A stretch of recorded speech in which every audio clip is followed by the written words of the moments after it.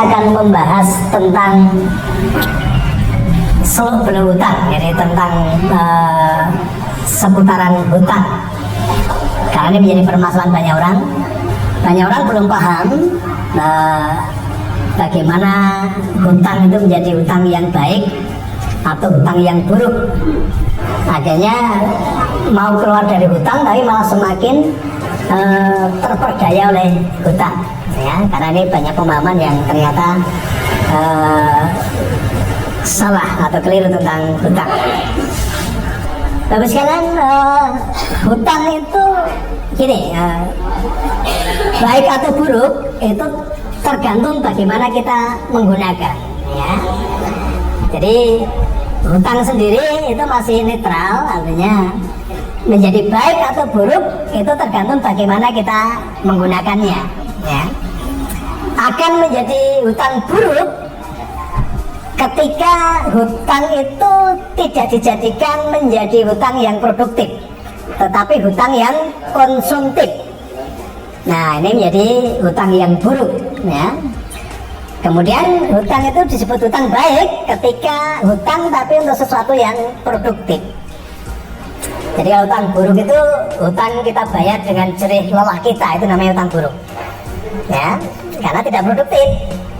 Tetapi hutang baik itu hutang yang dibayarkan oleh orang lain karena uang tadi menjadi uang yang produktif, ya. Jadi hutang buruk itu hutang yang kita bayar dengan jerih payah lelah kita. Nah, itu lah bakal ramu ya. Tetapi hutang yang baik, hutang yang dibayarkan oleh orang lain karena uang tadi produktif. Nah, jadi ada hutang baik, ada hutang buruk. Nah, selama kita cek dulu, selama kita berhutang ini ternyata hutang baik atau hutang buruk. Nah, kebanyakan orang, ya, itu hutang tetapi tidak dipakai untuk yang produktif, tetapi untuk yang konsumtif. Contoh, ya, contoh, banyak orang berhutang untuk rumah. Rumah itu ketika ditepati, rumahnya produktif nggak? Tidak, rumahnya tidak produktif. Sementara kita menanggung biaya untuk angsuran setiap bulan. Nah, diambilkan dari mana angsurannya? Diambilkan dari kerja aktif kita, bukan dari penghasilan pasif. Nah, sebenarnya kerja aktif tadi dapatnya uang ketika kita bekerja. Jadi penghasilan aktif itu dapatnya uang ketika kita aktif bekerja. Tetapi kalau kita nggak bekerja, nggak ada penghasilan. Sementara sudah menanggung hutang. Yes, paham ya? Nah, banyak orang itu tadi hutang dipakai untuk sesuatu yang tidak produktif, kemudian ngangsurnya dari pekerjaan aktif kita. Nah, ini berisiko besar. Karena pekerjaan aktif itu ini masih banyak kendala, masih banyak risiko yang terjadi. Maka di masa pandemi yang jadi karyawan udah terlanjur punya hutang, sementara perusahaannya tutup, akhirnya dia keluar dari perusahaan, PHK, nggak punya penghasilan, sementara hutangnya masih banyak. Nah, banyak orang mengandalkan pekerjaan aktifnya tadi untuk sesuatu yang belum pasti. Ya, jadi beli barang dengan cara kredit itu apa? Membelanjakan uang yang belum pasti. Karena mengandalkan dari penghasilan aktifnya. Contoh lagi, ya. Kemarin saya punya saudara datang. Dia punya pekerjaan aktif sebagai supplier material. Ya, dia dapatnya uang ketika dia aktif sebagai supplier. Nah, ternyata dari beban bulanan yang ditanggung sama penghasilan aktif tadi tidak imbang. Kemarin saya tanya yang ngelola kan yang istrinya, saya tanya penghasilan sebulan kira-kira berapa dari penghasilan aktif. Kalau di total bersihnya itu cuma 2 juta. Sementara tanggungannya per bulan 13 juta. Yes. Tekor, ya, tekor. Nah, jadi banyak orang tadi, ya, hutang tapi untuk sesuatu yang konsumtif. Makanya di sini saya ajarkan, ya, tunda dulu kenyamanan sesaat untuk nyaman selamanya. Jadi berhutanglah tapi untuk sesuatu yang produktif sih. Kalau udah produktif ya, dari hasilnya tadi baru kita pakai untuk apapun yang kita inginkan. Ketika kita terima uang, anggaplah uang itu seperti angsa. Jangan langsung disembelih. Angsa itu harus diternakkan dulu. Nanti telurnya baru yang kita pakai untuk beli macam-macam tadi. Nah, saya punya prinsip tadi, tunda dulu kenyamanan sesaat untuk nyaman selamanya. Nah, jadi prinsip-prinsip tadi nanti penting ya. Jadi kenali dulu hutang kita ini hutang produktif atau hutang konsumtif, hutang baik atau hutang buruk. Oke, yang pertama tadi. Kemudian yang kedua, ya banyak orang selalu mengatakan begini, tidak berani hutang atau takut hutang. Ya banyak ya, siapa yang takut hutang? Angkat tangan. Takut hutang ya dulu.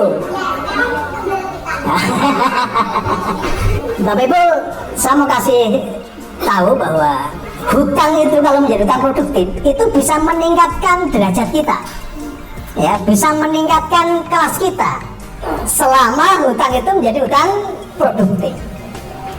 Dan banyak pengusaha-pengusaha besar itu justru hutangnya juga besar, tapi hutang yang membawa kehidupan menjadi lebih baik. Nah, maka sekarang kita harus rubah dulu bahwa hutang itu tidak menakutkan. Kalau kita takut hutang berarti takut mengalami lompatan dalam kehidupan. Ya, ingat-ingat ya, banyak pengusaha besar ya, orang-orang sukses itu justru dia hutang tapi hutang yang produktif. Dipakai untuk punya nilai daya ungkit ya. Untuk kehidupannya menjadi semakin baik. Karena apa, Bapak? Kalau kita hutang artinya apa? Kita ini menjadi orang yang dipercaya. Kita ini menjadi orang baik. Yang dikasih hutang itu orang baik atau orang enggak? Orang baik kan? Dipercaya enggak? Dipercaya. Jadi sekarang mulai damai dulu dengan hutang. Oh, aku dipercaya ternyata. Aku ini orang yang dipercaya. Aku ini orang baik. Nah, ini dirubah dulu ya mindsetnya.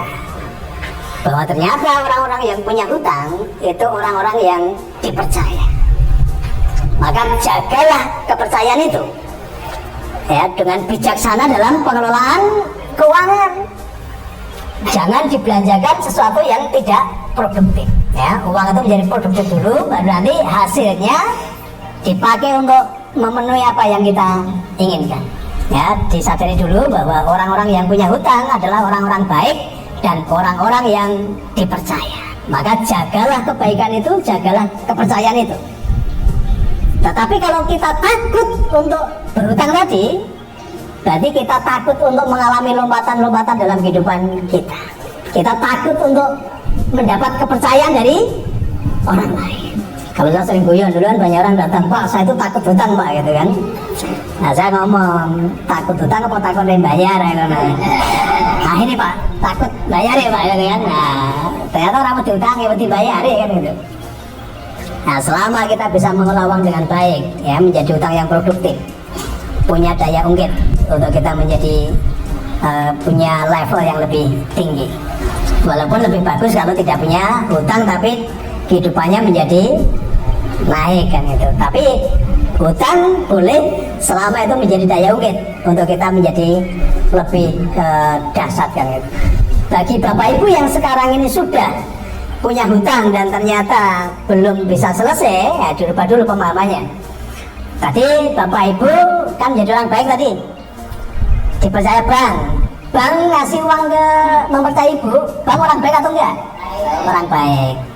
Nah maka sekarang dirubah bahwa hutang itu adalah sebuah kebaikan. Ya, hutang adalah sebuah kebaikan. Karena orang yang mempercayakan uangnya kepada Bapak Ibu itu adalah orang baik.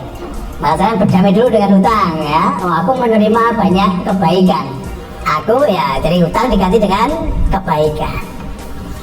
Karena waktu itu bank memandang kita orang baik. Dan ketika bank memberi uang kita, berarti bank pun menjadi bank adalah orang baik yang memberi uang ke kita. Maka sekarang kita berdamai dengan hutang tadi ya, bahwa hutang itu adalah kebaikan. Kita ganti kata hutang menjadi kata kebaikan. Maka jangan ngomong, waduh Pak, utangku abot Pak, orang ramu-ramu ya gitu ya. Nah, nanti gak ramu-ramu terus nanti.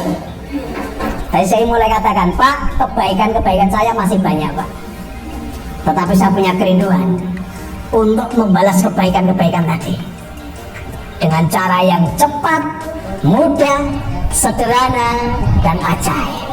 Nah, selama ini banyak orang fokusnya kepada hutang. Ada satu hukum Bapak sekalian, apapun yang kita fokuskan itu akan membesar. Ya, apapun yang kita fokuskan itu energinya akan membesar. Nah, selama ini banyak orang ketika terjebak dalam hutang, dia fokusnya nih berpikir tentang hutang yang banyak, makanya hutangnya malah semakin tambah banyak. Ya, banyak orang salah fokus ternyata. Ya, jadi apapun yang kita fokuskan itu energinya akan semakin membesar. Maka ketika Bapak Ibu yang mengalami tadi hutang yang tidak produktif dan bermasalah, maka jangan fokus ke hutang. Fokusnya dirubah kemana? Tahu nggak cara merubah fokus? Yang dimasukkan dalam pikiran apa? Supaya hutangnya selesai. Pertama tadi kebaikan-kebaikan. Yang kedua, fokuslah kepada kelimpahan. Jadi yang dipikirkan di sini adalah tentang kelimpahan. Kira-kira udah kelimpahan, hutangnya selesai nggak? Selesai. Ya, sekarang merubah fokus sekarang. Yang selalu dipikirkan adalah tentang kelimpahan. Dan pertanyaannya begini ke semesta, bagaimana caranya aku berkelimpahan? Nah, selama ini pertanyaan salah. Bagaimana caranya aku bisa selesai hutang? Bayar hutang kan berarti yang bisa apa? Hutang. Jadi apapun yang kita fokuskan itu akan membesar. Nah, selama ini banyak orang terjebak tadi, bagaimana caranya aku bayar hutang? Ya, aku dikejar-kejar hutang. Justru itu yang membesar nanti. Maka sekarang berubah supaya hutangnya selesai, fokusnya adalah kepada kelimpahan. Dan selalu pertanyaannya, bagaimana caranya aku berkelimpahan? Jangan mengapa. Banyak orang pertanyaan sering mengapa. Mengapa aku punya hutang banyak? Ya, otak kita itu cerdas. Apapun yang kita tanyakan, otak itu akan mencarikan jalan sampai ketemu jawaban. Nah, apapun yang kita pertanyakan, otak itu seperti asisten. Dia akan mencarikan jalan sampai ketemu jawaban. Nah, selama ini pertanyaan sih, mengapa hutang saya kok banyak sekali ya kan? Nah, otak merespon, kok mengapa hutangku banyak sekali? Wah, berarti hutangnya semakin banyak. Otak akan merespon, bosku pengen nih hutangnya tambah akeh kan gitu.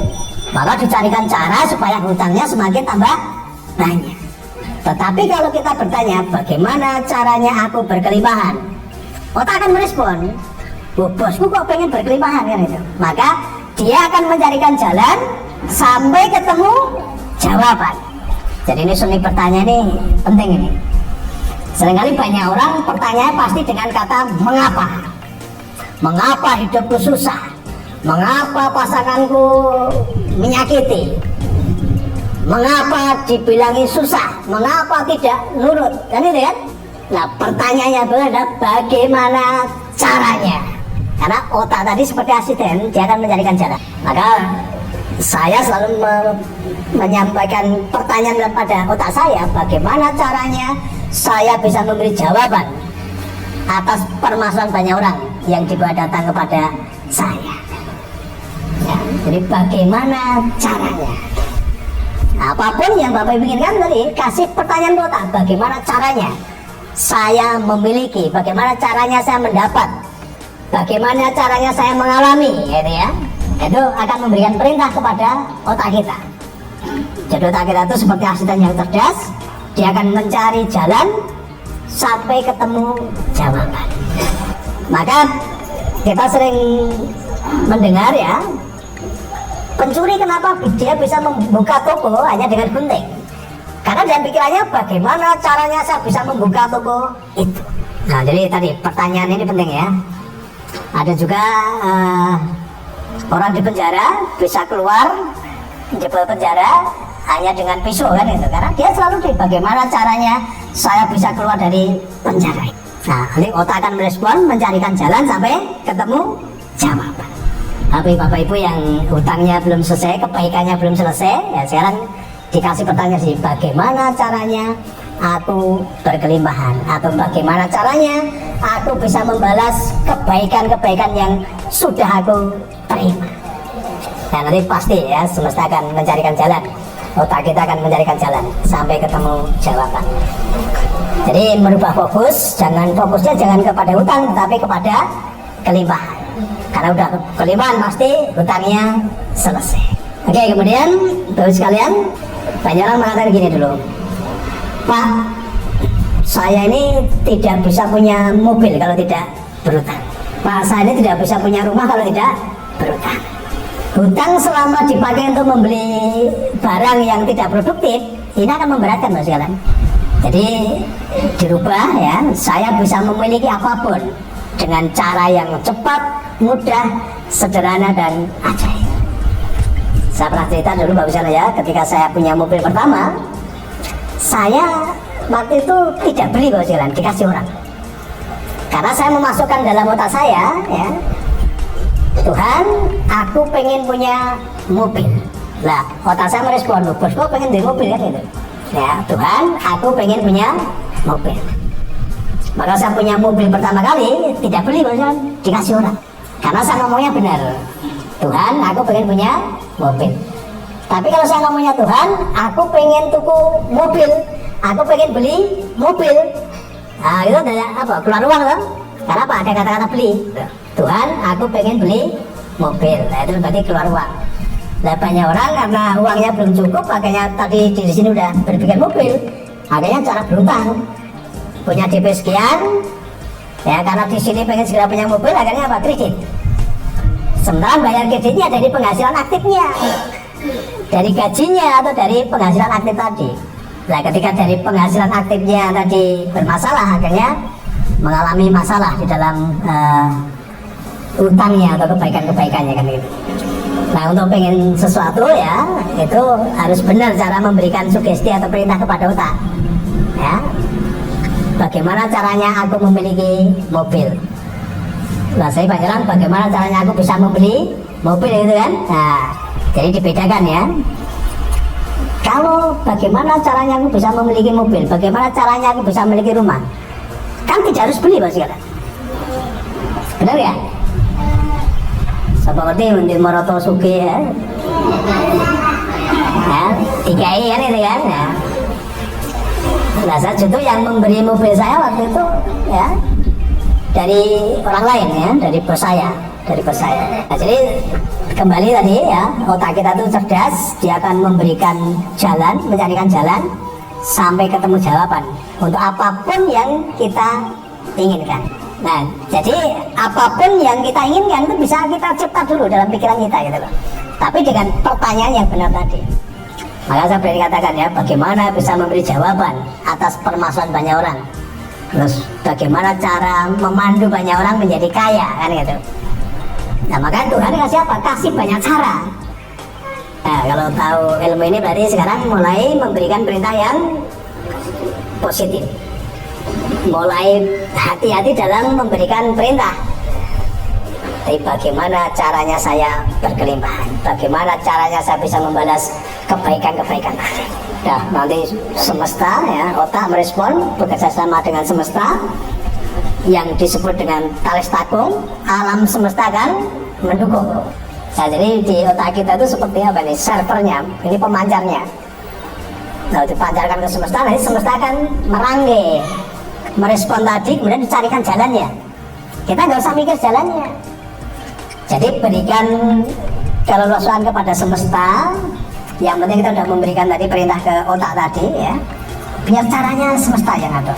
Maka saya nggak pernah berpikir cara Bapak sekalian ya. Saya nggak pernah berpikir cara. Caranya saya tinggal perintahkan. Caranya biar semesta yang atur. Saya nggak pernah dikte semesta kan gitu. Ya, saya nggak pernah dikte. Karena Tuhan atau semesta itu punya beribu-ribu cara untuk membukakan pintu tadi. Nah, jadi ide itu sumber uang.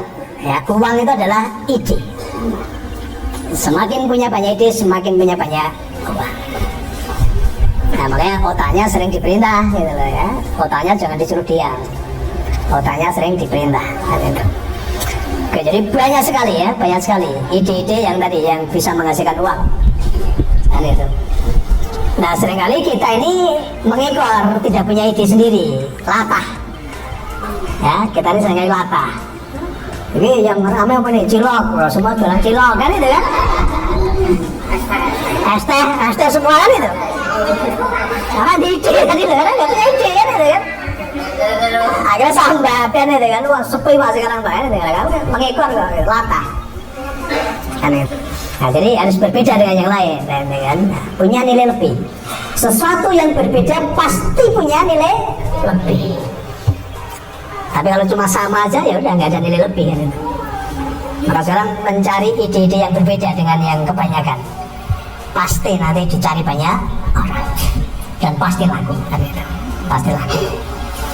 Nah, ini sumber kekayaan ini sumber kelimpahan di sini. Selalu memberi pertanyaan yang positif ya, dan pertanyaan adalah bagaimana caranya, itu diingat-ingat ya, bagaimana caranya. Jangan mengapa itu sambat ya, bedanya tadi, kalau mengapa itu pasti sambat, tapi kalau bagaimana caranya ini adalah optimisme, dan otak pasti akan merespon, mencarikan jalan sampai ketemu jawaban ya. Sederhana ilmunya, prakteknya dasar nanti ya. Apapun yang Anda inginkan, selalu pertanyaan adalah bagaimana caranya. Semesta akan merespon, taris takung, semesta pasti mendukung.